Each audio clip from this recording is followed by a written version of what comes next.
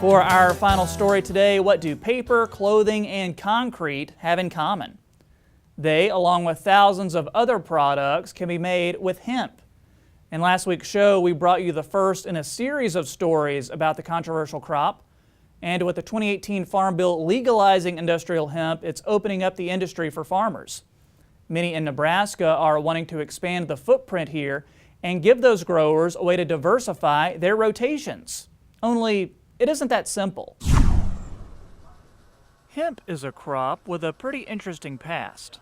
It's in the same family of plants as marijuana, and as a result, it had been relegated to the federal government's controlled substances list since the 1930s.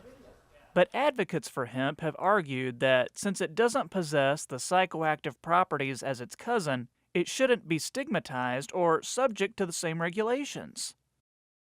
The latest Farm Bill agrees, with legislation now in place to make growing industrial hemp legal. But current Nebraska law only allows it for the purposes of university research. UNL ag economist Dr. Brad Lubin says at this point, there are still lots of questions. We're not really there yet, but we now have a pathway to get there.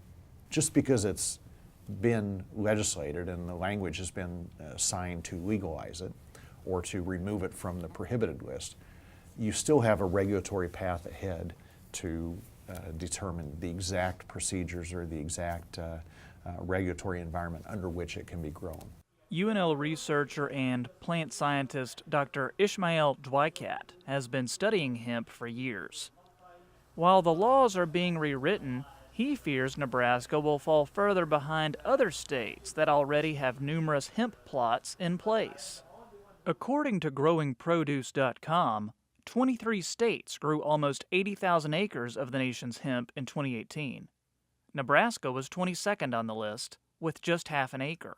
Mostly from Colorado. They are coming to Nebraska to take our wild hemp, to use it for a new hemp development.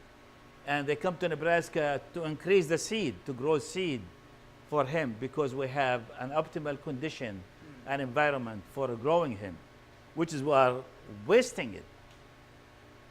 We have the highest amount of genetic diversity of wild hemp than any other state in the union. Dr. Dwicat oversees the state's half acre on UNL's East Campus.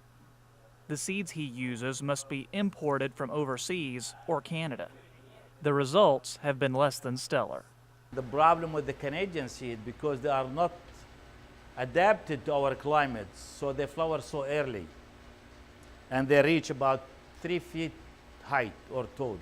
So they're not going to be optimum for producing the maximum yield that farmers are looking for.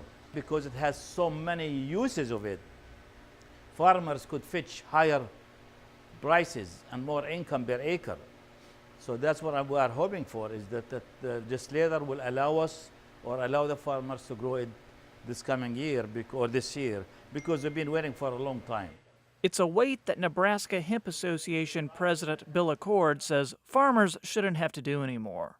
With everything that's going on in the world, they're lucky to not lose money on soybeans right now, and they're not going to make much on corn either. And so, yeah, you know, they want to keep their farms for their families, and you know, some of them are third, fourth generation farmers, and you know, they're concerned because they want to have a fifth generation farm. Another thing Dr. Dwicat told me from his research, the number of hemp plants on your plot will determine what the harvested hemp is used for. For instance, you can put about 70,000 plants on 1 acre if you want to use it for grain, or putting about 200,000 plants on an acre will yield skinnier plants that would be good for fiber production. And a bit of breaking news with hemp too. Since this story was filed, Nebraska legislators have given first-round approval to a bill that would legalize industrial hemp here. This is a story that Market Journal will continue to follow, and make sure you check out part 1 of this story on our show's YouTube channel.